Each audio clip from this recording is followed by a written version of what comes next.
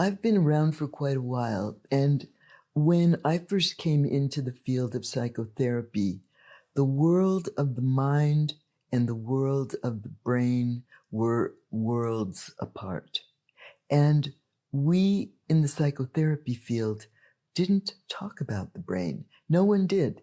In the early 80s, we got the Prozac, the SSRI drugs, so we started talking about brain chemistry a little bit. And the only person that was really talking at all about the brain was this kind of dark horse, Daniel Amen, who was kind of a commercial guy who started scanning people's brains. And he said kind of contemptuously that we're the only profession that doesn't even look at the organ we treat. We don't even look under the hood. And before the decade of the brain, which started in 1990, we didn't. So Daniel Amen first put the brain on the psychological map. Then we got Alan Shore, who talked about the way the infant brain resonates and develops with the mother's brain, but it didn't really penetrate. It didn't really go very far in our psychotherapy field until Bessel van der Kolk came out with this research that absolutely blew my mind and changed my whole way of thinking about everything. And I'm going to take you through this in some detail because I think it is so important for us as we understand the work with trauma and neglect. So I'm going to ask you to look at this brain. And this is a mirror image of the brain. What Bessel's team did was they recruited a group of heroic trauma survivors who came in. They gave their trauma story. The trauma story was written down, transcribed. Their transcripts were read back to them, and they went into a full-blown trauma state, a flashback state, and then they went into the scanner. And this is what the brain scans showed. This is a mirror image of the brain. So what you see on the right side is the left hemisphere, and what you see on the left is the right hemisphere. And at the top is the front of the brain. At the bottom is the back of the brain, the orbital area, the visual cortex. And the front part of the brain, the prefrontal area, is where we have our executive function of the brain. That's where cognition resides. That's where logic, reason, autobiographical narrative, language, memory, all the main cognitive functions exist and kind of operate in this prefrontal area in the front there. On the right-hand side, which is the left hemisphere, you see in that front area, on the outer side, that's called Broca's area, and that's speech expression. The inner area that's dotted is called Wernicke's area. That's speech comprehension. This is the speech center of the brain. That back part is the orbital, that's the visual cortex, and this is what they saw when the survivors went into the scanner. You see, the whole front thinking part of the brain is dark. Nothing is firing at all. You see the whole speech center on the left there. It's the right on that picture. The speech center is completely dark. Nothing is firing at all. You've got a little bit of activation in the orbital, the visual cortex. And what do you see that's all lit up? It's the right limbic area, which is the fight-flight response. This person is in speechless terror. They can't speak. They can't think. This person is running from a tiger. So you think about this infant whose mother has withdrawn or whose mother is gone in terror, can't think or speak or get away, there's no story there. There's simply this speechless terror which fills their whole little body. That is what happens in trauma. So what does that mean for talk therapy? How do we talk with somebody who's in that state?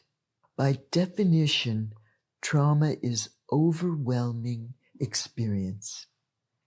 The stimulus is greater than what the organism can process and store and make sense out of and put language to in its customary ways, which is why trauma memory is so distorted, if it's even there.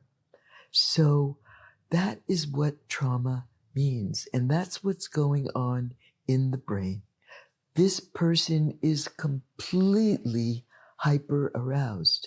They feel like they're going to burst with activation. And if they can't run like an infant can, they're just sort of filled with this energy.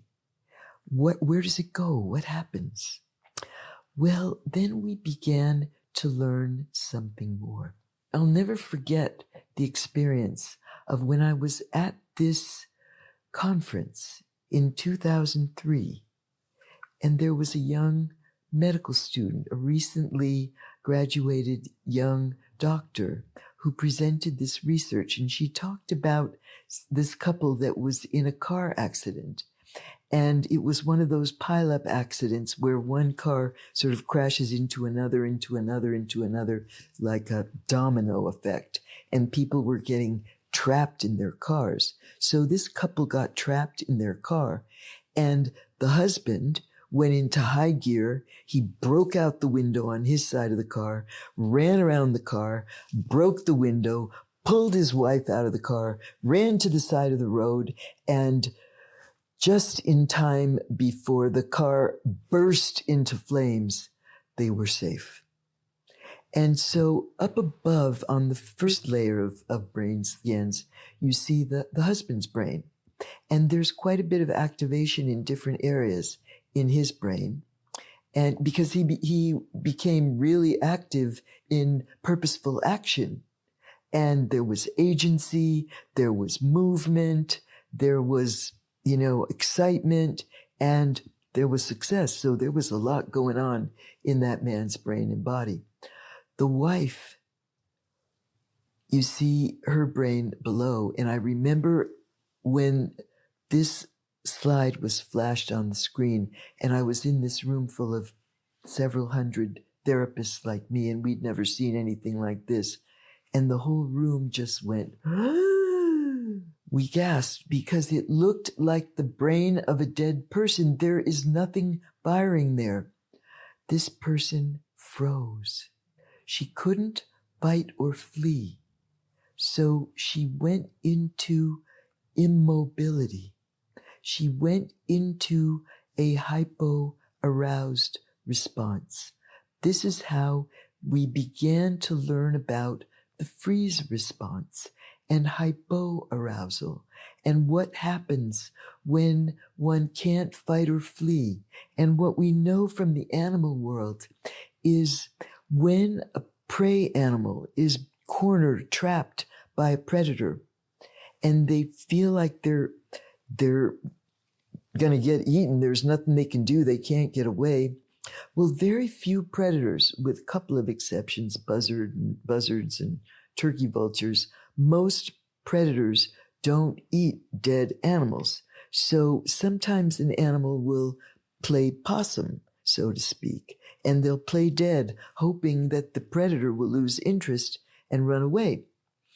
And if they're not that lucky, then they numb out and lose all sort of sensation, and they ratchet down all their body functioning to the bare minimum so they won't feel the pain of being eaten. This is hypoarousal, and what we now understand as dissociation. So this is the under firing brain. And you'll hear more about what the under firing brain is. But what we know is with neglect, with that infant who we met in the last segment, where there's no one there to resonate to, and they go into terror instead, parts of the brain don't begin to get activated. That default mode network, which emerges through the resonance, doesn't wake up. So that brain is firing slow. That brain is under firing. And what we see later is the prefrontal area is slow. The frequencies at which that brain is functioning is slow. And that child grows up having attention issues. And so what do? We slap them on amphetamines, and we've got a generation of kids growing up on speed. So we've got these under firing brains that actually come out of this neglect experience.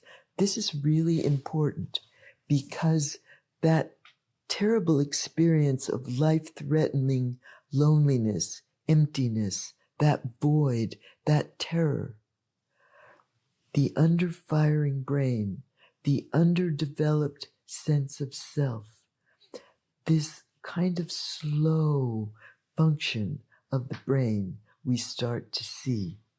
And one of the things I came to identify really early as one of the dead giveaway, and no pun intended when I say dead giveaway, the dead giveaway about there being a neglect history. And I hear these complaints so often from partners of neglect survivors, what I call the 3 Ps of neglect: passivity, procrastination, and paralysis.